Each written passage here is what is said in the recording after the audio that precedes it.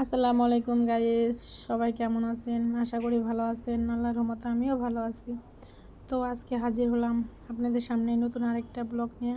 তো দেখতে থাকেন। এই তো আমি দুপুরে রান্না করব, এর জন্য আমি জিরা বেটে নিতেছি। আজকে শুক্রবার, রোজার আব্বু বাসায়, এর জন্য বলতেছি কিছু ভালো মন্দ রান্না করো। এর জন্য দুপুর রান্না করতে আসলাম। সকালবেলায় গরুর মাংস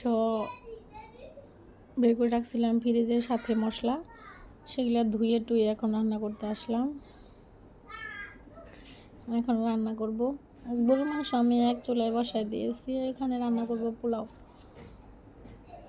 সারা সপ্তাহ আমি কি খাই সেটা আমি দেখি না, তবে শুক্রবার দিন আর কি যতটুকু সামর্থ্য ততটুকু অনুযায়ী আমি আর কি রান্নার চেষ্টা করি একটু ভালো মন্দ। সেটা মুরগির মাংস হোক, সেটা গরুর মাংস হোক, কিংবা ডিম, একটু ভালো মাছ, সেটা আর কি রান্নার চেষ্টা করি।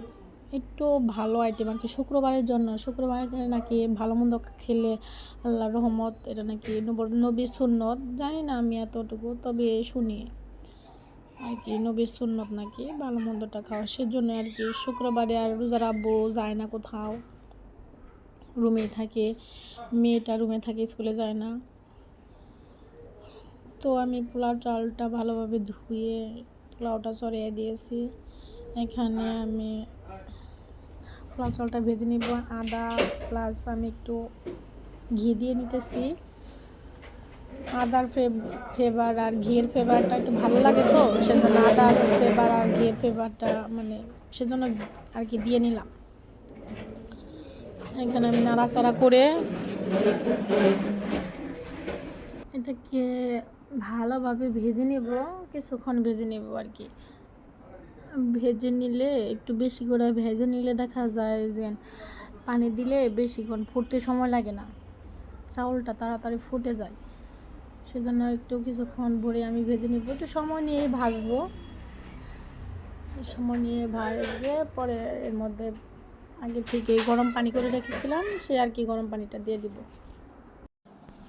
এই তো এখন গরম পানিটা দিয়ে দিতেছি। গরম পানিটা দিয়ে একটু নাড়াচাড়া করে পরে ঢেকে দিব।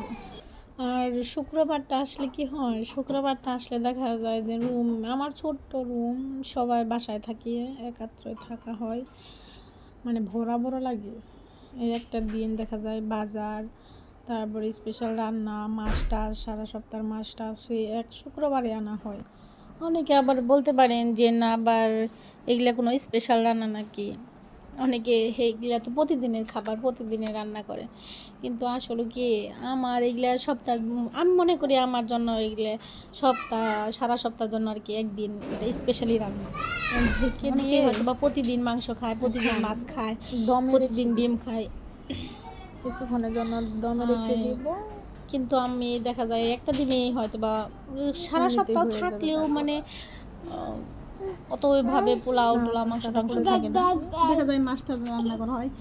এদিকে আমার ছেলেটাকে ডাকতেছে, দাদা দা দাদা বলে ডাকতেছে। এর তো আমার পোলাওটা হয়ে আসতেছে। এখন আমি ঢেকে দিয়ে রেখে দিব। তো চলে আসলাম আমি মাছ ভাজি করতে। মাছটা ভাজি করে নেব। আমি এখানে লবণ টবণ মরিচ টরিচ দিয়ে আগে থেকে করে রাখছিলাম, ম্যাশ করে রাখছিলাম। এখন আর কি চুলার উপরে দিয়ে দিলাম। শুধু এক পোলাও মাংস, সাথে অন্য কিছু থাকবে, না থাকলে কেমন হয়, এই জন্য 3টা মাছের পিস নিয়ে নিলাম। সেটাকে আর কি এখন ভেজে নিব। এর মধ্যে আবার কাঁচামরিচ পেঁয়াজটাও দিয়ে নিব। এবার শুকনো শুকনো মাছ ভাজাটা কেমন না, এই জন্য আর কি একটু মরিচ আর পেঁয়াজ সাথে দিয়ে নিলাম, এতে খেতে ভালো লাগবে।